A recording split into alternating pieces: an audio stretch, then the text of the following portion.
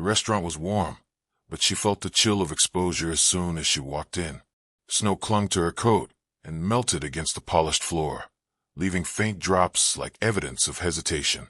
She paused just inside the doorway, clutching her scarf a little too tightly, as if it could shield her from the murmurs she already sensed around the room. The lights were low, candles flickering on every table, casting faces into pools of soft shadow. To others, it might have seemed romantic. To her, it felt like a stage where she did not belong. She had agreed to this blind date against her better judgment, urged by colleagues who insisted she needed to get out, to try again. She told herself she could manage one evening, but as she made her way to the corner table reserved under her name, she noticed the quick glances, the stifled laughter. Something in her stomach sank. Still, she sat down, back straight, hands folded neatly, willing her trembling fingers to still. Minutes stretched. Her so-called date arrived late, carrying the arrogance of someone who had never had to apologize. His coat swung over the back of the chair, his eyes barely glancing at her before rolling away with boredom. He made a show of his disappointment, loud enough for the nearby diners to catch every word. "This is the setup?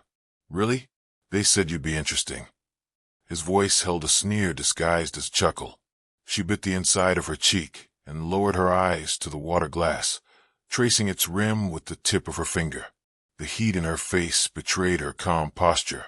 Around them, whispers grew, rippling through the tables like a cruel tide. She realized, with slow and dawning humiliation, that this evening had never been meant as kindness. It was a game. She was the punchline. At a table across the room, a man noticed the way her jaw tightened though her shoulders never slumped. He had been dining quietly with his daughter, a little girl bent over a napkin with a pencil, tongue caught between her teeth in concentration. He watched the scene unfold. The man's cruel words, the woman's restrained silence, and something in him refused to let it continue. He had known loss. He had seen the way people could be torn down until they had nothing left to hold. And in her stillness, he saw the same strength he carried, the kind that survives by never letting strangers see you fall apart. He rose before he could question himself. The scrape of his chair against the floor silenced the whispers for a moment.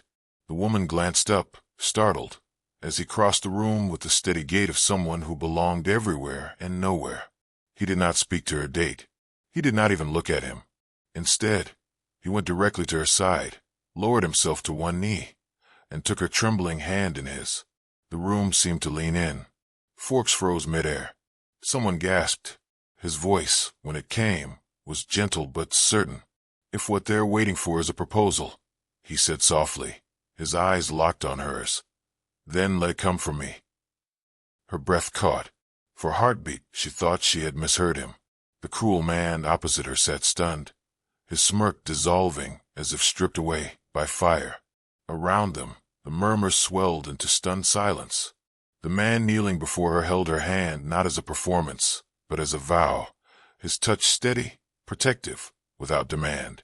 His daughter, still seated, smiled as though she had been expecting this all along. The woman's throat constricted. She wanted to speak, to ask what he thought he was doing, but no words would come. He did not wait for them. He rose, draped his coat gently over her shoulders, and guided her to her feet. "You don't have to stay here," he said quietly, a private murmur meant only for her. She let him lead her past the frozen stairs, out into the winter night, where snowflakes fell like fragments of silence. The air was sharp, the city hushed beneath its veil of white. She clutched his coat around her, still reeling, her heart racing with confusion and something that felt dangerously like relief. "Why?" she whispered at last, her voice hoarse. He stood beside her beneath the lamplight, his breath visible in the cold. "Because no one should be left to stand alone in a room that wants to see them break." His eyes were steady, unreadable yet kind. "I didn't plan it. I just couldn't sit there any longer." She looked at him then, really looked, at the faint lines around his eyes, at the scar above his brow, at the way he carried himself, with a quiet resilience that seemed carved from years of holding others up. There was no mockery in him, No pity, only presence. They walked together without deciding to, footsteps crunching in the snow. Words were few, but silence between them felt less like emptiness and more like the beginning of something unnamed. When they parted that night, she carried his coat home, unsure if she would ever see him again, but unwilling to let go of its warmth. Days turned to weeks. Their paths crossed again, not in places of staged spectacle, but in the quiet corners of life. She saw him once at a bookstore, his daughter tugging gently at his sleeve to reach a shelf. Another time at a cafe, paper spread before him while his daughter doodled across the margins. Each meeting was unplanned, yet each seemed inevitable, as though the city itself conspired to place them near one another. It was in these moments that she saw him not as the man who had interrupted her humiliation, but as a father.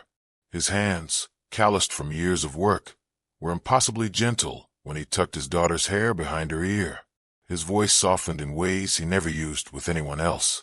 He balanced authority with tenderness, as though he knew that strength without kindness meant nothing. He learned her story in fragments, offered only when she felt safe enough to let the words slip. How she had once loved deeply and lost. How people had written her off as someone unremarkable, someone invisible. How the night of the blind date had been the cruel confirmation of every doubt she carried. He listened without interruption, his gaze never faltering, as though each word deserved to be held. In turn, he let her glimpse his own losses, the wife he had buried too young, the night spent alone with a crying child, the weight of being both mother and father without ever knowing if he was enough. He confessed that success had come, yes, but it had never filled the silence of his home. It was his daughter who kept him tethered, his daughter who reminded him each morning why he rose. Symbols wove themselves quietly into their growing bond. His daughter gave her a drawing one afternoon, 3 figures beneath a sky of crayon stars, their hands linked. The woman kept it folded carefully in her bag, as if it were fragile glass. Later, when she let him into her apartment for the first time, he noticed a letter pinned discreetly to her wall, yellowed with age. She admitted she had written it to herself years ago, a promise that one day someone would see her for who she was. She had never mailed it, never even expected it to be answered. He studied it as though it were sacred. Weeks later, he invited her to dinner, not anywhere extravagant, but to the same restaurant where it had all begun. She hesitated, the memory still raw, but something in his quiet certainty urged her forward.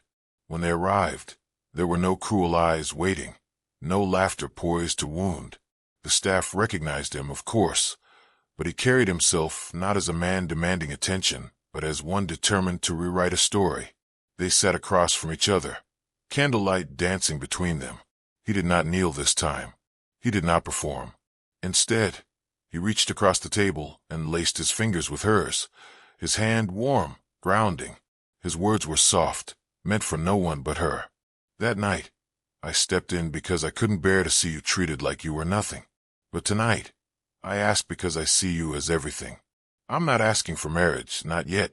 I'm asking for trust, for place in your days, for a chance to walk beside you, and for you to walk beside me. Her eyes filled before she could stop them. She squeezed his hand, her voice trembling. You have it. Across the table, his daughter beamed, sliding a folded paper into her lap. A drawing of them again, but this time the figures were closer, their hands held more firmly. The woman pressed the paper to her chest, laughter breaking through her tears. When they stepped outside, snow fell heavier, blanketing the city in white. Street lamps glowed, halos forming around each flake. He wrapped his arm around her shoulders, not with possession, but with gentle certainty. She leaned into him, tentative at first, then steady. His daughter ran ahead, her laughter ringing out into the night, the sound of a future already taking shape. The woman closed her eyes for a moment, feeling the warmth of his side, the laughter in the air, the weight of the cruel night behind her slipping away. The world could be unkind, yes, but it could also surprise her with tenderness she had never thought to claim. Sometimes love begins not with a plan, but with the courage to stand beside someone when the world turns away. And if such stories linger in your heart, share them, carry them, Let them remind you of second chances. Join us again, for there are always more quiet moments of grace waiting to be told.